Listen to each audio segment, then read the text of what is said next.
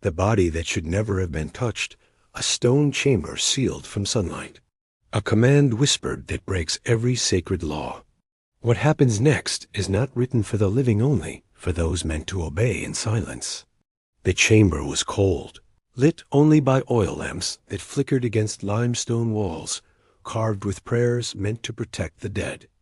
A royal woman lay motionless on the embalming table, her body prepared for eternity, yet the air felt wrong.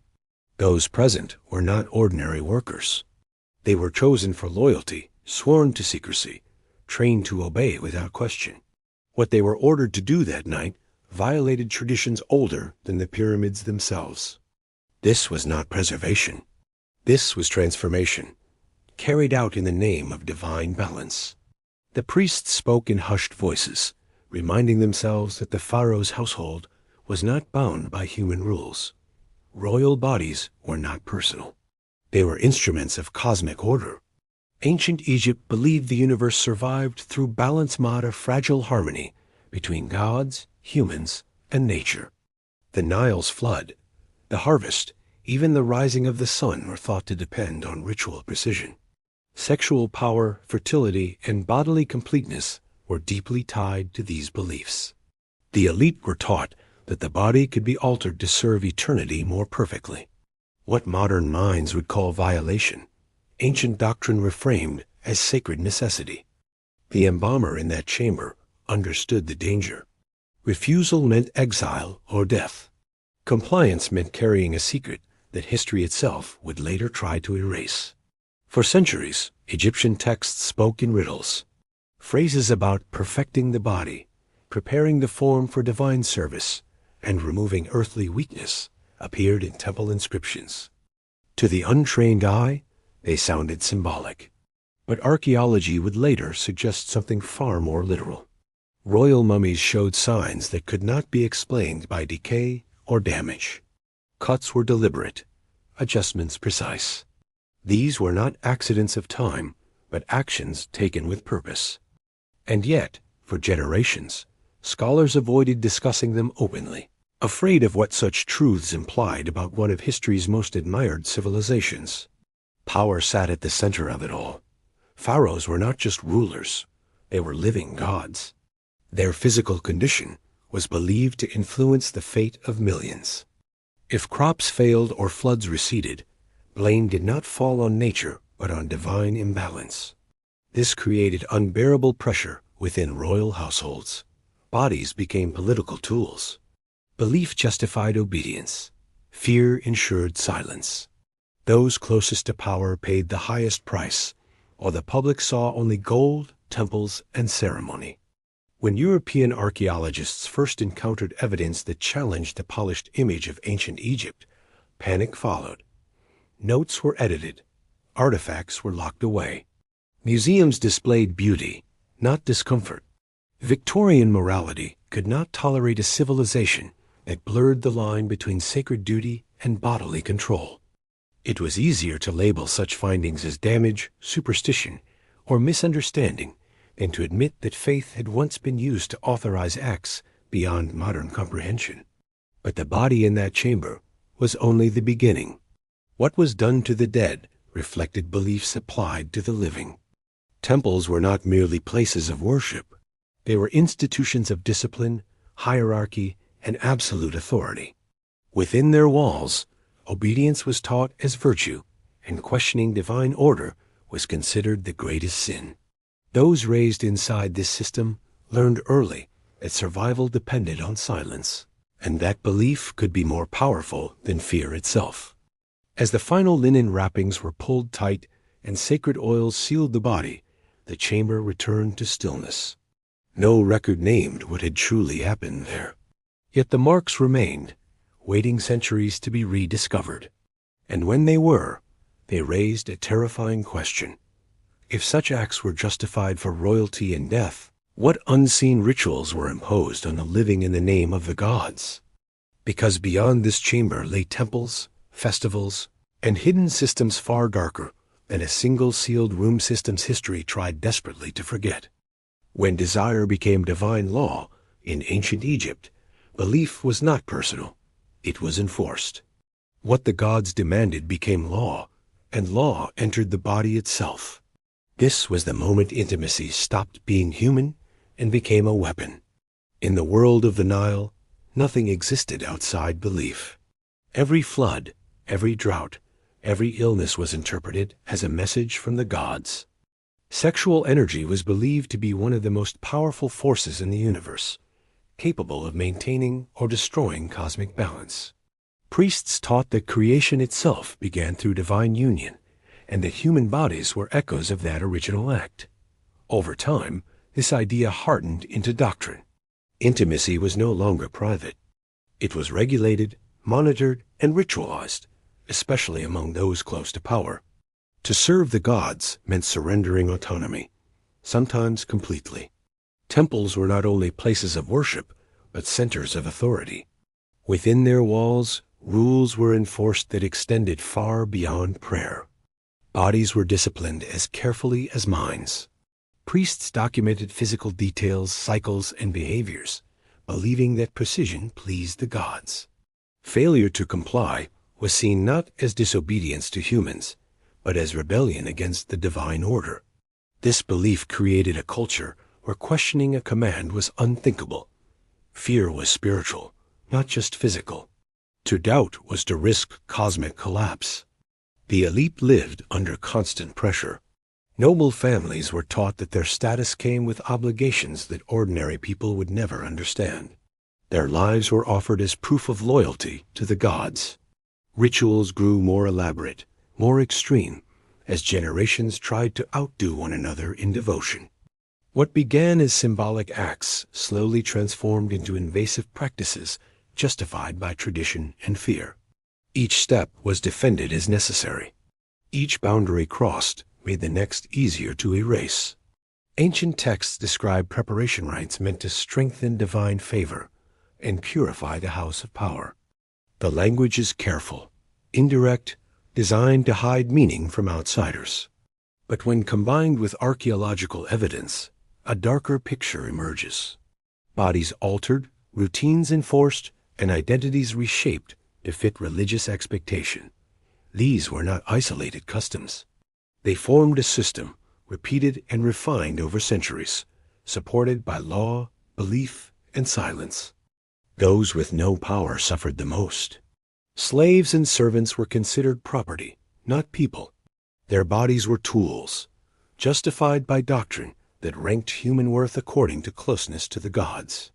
Records show transactions that valued obedience and physical condition over life itself. Trauma was never named as such.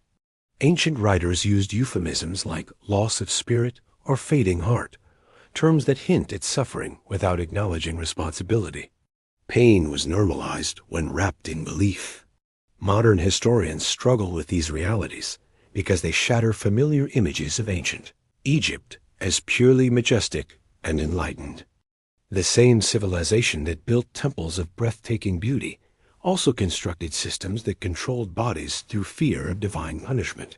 This contradiction is uncomfortable, and for decades it was avoided. Evidence that challenged admiration was dismissed or hidden, preserving a myth at the cost of truth. But belief systems leave marks, not only on stone but on flesh. When later examinations of royal remains revealed patterns that aligned with textual hints, scholars could no longer ignore the implications. These practices were not symbolic metaphors. They were lived realities enforced by ideology. The gods, whether real or imagined, became shields behind which power operated unchecked. And yet, this rigid system did not remain contained within temples or palaces. Once a year, Egypt itself transformed. Order dissolved, restraint vanished, and belief reached its most dangerous form. A festival approached that suspended all rules, unleashing something even the priests could not fully control. Because when an entire civilization believes, morality can be paused in the name of the divine, the consequences are never contained, and what happened next would push Egypt beyond the edge of ritual into chaos. The children of the temples, they were called chosen, not protected, raised inside stone walls before they understood choice. What belief demanded of them, history later refused to name. In ancient Egypt, temples were not simply places of worship. They were institutions that shaped lives from childhood. Families dedicated sons and daughters to religious service, believing it was an honor, a way to secure divine favor and social stability. Once inside temple walls, identity changed. Children were no longer individuals, but servants of a system that valued order, obedience, and ritual precision above all else. Every movement, every duty, every silence was governed by doctrine passed down for generations. Training within these spaces was intense and relentless. Young initiates were taught discipline first, emotion last. They memorized hymns, learned ritual movements, and were instructed in maintaining composure regardless of fear or discomfort. Ancient texts describe this process in reverent language, speaking of emptying the self and preparing the vessel. To modern readers, these phrases sound spiritual. To historians, they suggest something far more troubling: a deliberate erasure of personal boundaries in the name of belief. Power within the temple hierarchy was absolute. Priests interpreted divine will, and their authority was unquestionable. Children were taught that resistance was sin, that suffering carried purpose, and that silence was virtue. Any distress was reframed as weakness of spirit. Records from medical papyri reference treatments for exhaustion, injury, and emotional collapse among temple servants, though never linking these conditions to cause. Pain was managed, not questioned. What makes this history difficult is not only what may have occurred, but how carefully it was justified. Doctrine framed obedience as salvation. Families were encouraged to feel pride, not concern. Society reinforced the narrative that those chosen were closer to the gods, even as evidence suggests many did not survive long into adulthood. Ancient euphemisms such as fading light and shortened destiny appear repeatedly in records, hinting at loss without confronting responsibility. Modern scholars debate the full extent of what happened inside these institutions, but patterns are difficult to ignore. Archaeological remains show signs of stress and physical strain on young bodies buried near temple complexes. Administrative records list replacements for servants at alarming frequency. Something was consuming these lives, quietly and efficiently, protected by belief and fear. When early archaeologists encountered this material, discomfort shaped interpretation. Many dismissed troubling details as exaggeration or misreading. Others avoided publication altogether. The image of ancient Egypt as a cradle of wisdom was easier to protect than the truth of its costs. Even today, discussions remain cautious, framed in academic language that softens impact. But belief systems leave echoes. Survivors who reached adulthood often disappeared from records entirely, as if their existence no longer served a purpose.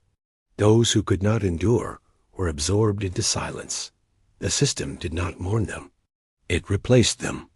Order continued, rituals persisted, and the gods remained satisfied, at least on stone. Yet this quiet, controlled suffering was only one side of Egypt's relationship with belief. Outside the temples, beyond discipline and silence, there existed moments when restraint was not only lifted but encouraged. A time when rules dissolved completely, and what was hidden behind walls spilled into the open. Because once a year, Egypt embraced chaos itself, and the protections that kept the vulnerable unseen vanished overnight. The evidence history buried, when the truth resurfaced, it did not shock the ancient world. It terrified the modern one. So history chose silence over honesty. The most disturbing revelations about ancient Egypt did not come from dramatic tomb openings or cursed treasures, but from quiet examinations carried out behind closed doors.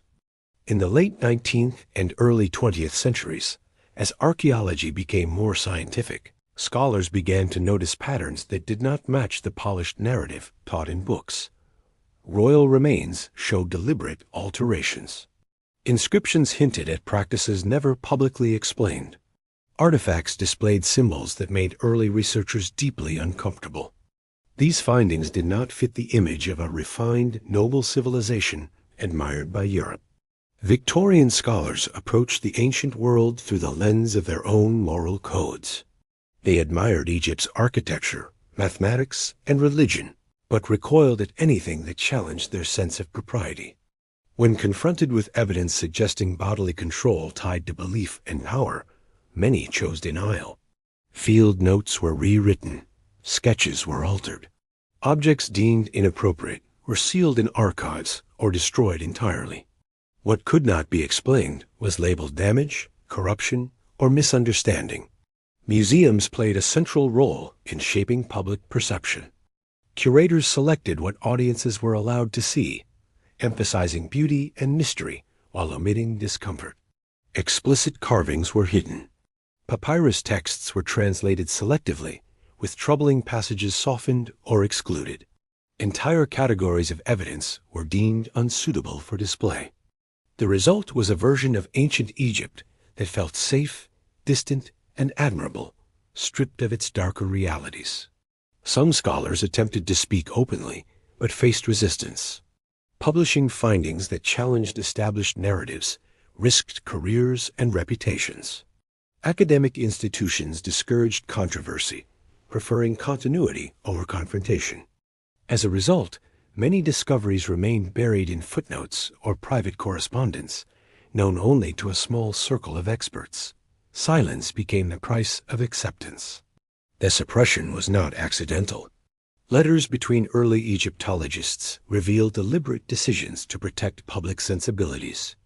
There was fear that exposing these practices would damage Egypt's legacy and undermine Western admiration. History was curated not for accuracy, but for comfort. In doing so, entire lives and experiences were erased from collective memory. Only with the advent of modern technology did the truth begin to resurface. Advances in imaging and forensic analysis allowed researchers to examine remains without unwrapping them, revealing details previously hidden. Patterns once dismissed as anomalies began to align. Texts retranslated with fewer filters offered new interpretations. Slowly, a different picture emerged, one that suggested belief systems capable of justifying extreme control over bodies in the name of cosmic order. This reevaluation forced historians to confront an uncomfortable reality. The past had been shaped twice. First by the ancient institutions that enforced obedience, and later by modern scholars, who chose what future generations would be allowed to know. Both used authority to control narrative. Both believed they were protecting something greater than individual truth. Yet as evidence accumulated, silence became impossible to maintain. Each discovery raised new questions. If these practices were hidden for over a century, what else remained unseen? What rituals were still misunderstood, and what events had been deliberately erased from record? Because beyond sealed archives and edited texts lay one final revelation, an event so extreme that even ancient writers struggled to contain it. A moment when belief abandoned restraint entirely, and the entire civilization crossed a line that history could no longer fully conceal. The festival where all laws died, once a year, order was deliberately destroyed. What was forbidden became sacred, and restraint was called betrayal. This was the night belief erased morality. The festival did not begin in chaos. It began with preparation, calculation, and authority. Months in advance, temple administrators organized supplies, issued instructions, and reinforced doctrine. This was not rebellion against the gods. It was obedience taken to its most dangerous extreme. The celebration honored a divine myth in which destruction was narrowly averted through intoxication and transformation. To relive that myth, society was instructed to surrender control, believing that only through excess could catastrophe be avoided. When the festival arrived, Egypt changed overnight. Streets filled with music, torches, and drink. Boundaries dissolved as people believed themselves temporarily inhabited by divine forces. Social rank, legal consequence, and personal responsibility were suspended. What normally required permission or secrecy was now framed as religious participation. The gods were thought to be watching, not to judge, but to experience the world through human bodies. Ancient sources describe this period using careful language, emphasizing frenzy, possession, and release. What they avoid stating directly is just as telling. Modern historians interpret these accounts as evidence of a ritualized loss of control, encouraged by authority and belief. Excess was not accidental. It was expected. Those who resisted were viewed with suspicion, accused of withholding devotion and risking divine anger. Temples, once places of discipline, became centers of overwhelming stimulus. Music echoed endlessly. Incense thickened the air. Intoxication blurred perception. People reported visions, voices, and sensations they believed were divine messages. In this state, actions taken were no longer owned by individuals. Responsibility was transferred to the gods. This belief removed moral barriers that usually protect the vulnerable. The most disturbing aspect of the festival was not disorder itself, but its scale. Entire cities participated. There was no refuge in law or custom. Authority figures did not intervene. They presided. What happened during these days was remembered vaguely afterward, explained as divine mystery rather than human choice. When injuries or disappearances occurred, they were attributed to fate, not accountability. Ancient writers hint at consequences without detailing causes.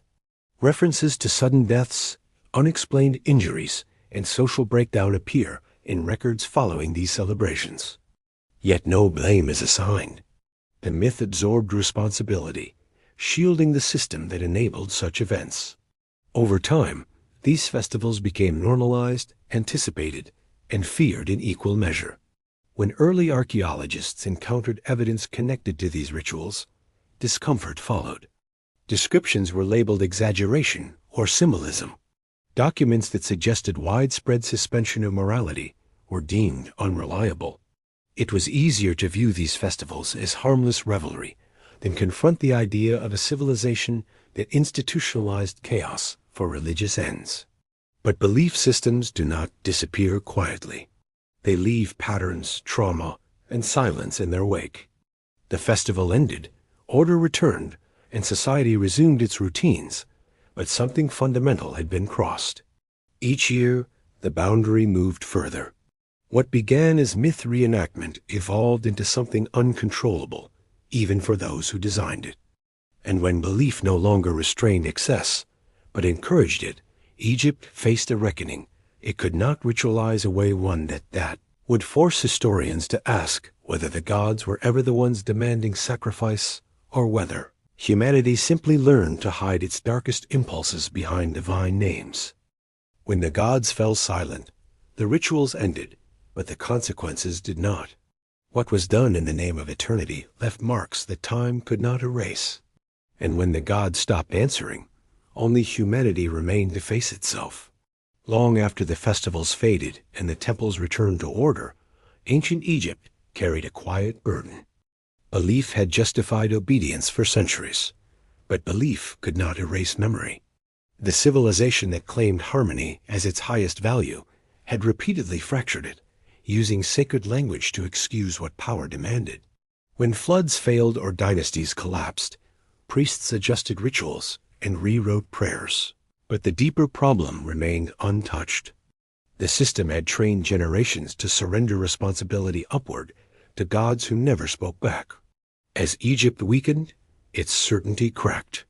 Later texts reveal anxiety where confidence once stood. Appeals to the gods grew more desperate, more elaborate, yet less effective. Political power shifted, foreign rulers arrived, and ancient rituals lost their authority. What had once been unquestionable tradition became relic. Temples emptied. Festivals shortened. Silence replaced certainty. The divine order that once governed bodies and belief began to dissolve. Modern archaeology, centuries later, encountered this silence like an echo in stone. What remained were fragments, altered remains, careful inscriptions, euphemisms that concealed pain.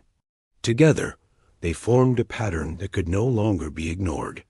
The truth did not arrive as a single revelation, but as accumulation, each discovery reinforcing the last. Ancient Egypt was not uniquely cruel or uniquely enlightened. It was profoundly human, capable of extraordinary beauty and profound harm, often at the same time. The most unsettling realization for historians was not what the Egyptians believed, but how familiar their logic felt.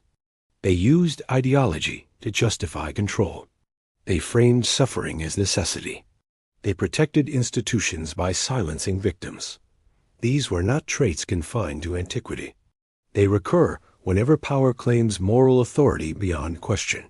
The gods of Egypt may have vanished, but the mechanisms they enabled did not. Victorian scholars once hid this history to protect admiration. Modern audiences are tempted to do the same, seeking comfort in distance. But the past does not exist to reassure. It exists to warn. Civilizations fall not only through invasion or disaster, but through choices made invisible by belief. When societies allow ideology to override empathy, when ritual replaces accountability, harm becomes routine and silence becomes sacred. Egypt's monuments still stand, awe-inspiring and indifferent.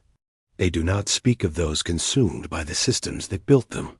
Stone remembers only what it is told to remember. The rest survives in absence, in patterns, in questions that refuse to disappear. History's task is not to condemn or excuse, but to witness honestly. The darkest lesson of ancient Egypt is not found in a single ritual or festival, but in a truth that transcends time. Humanity is capable of convincing itself that cruelty is necessary, even holy, when it serves order, power, or fear. The gods were invoked, but humans acted. Responsibility was deferred, but never removed. And as we uncover these stories today, the final question remains uncomfortably close to home. When belief, tradition, or authority demands silence in our own age, will we recognize the pattern? Or will future generations uncover our excuses buried in stone and wonder why we called them sacred?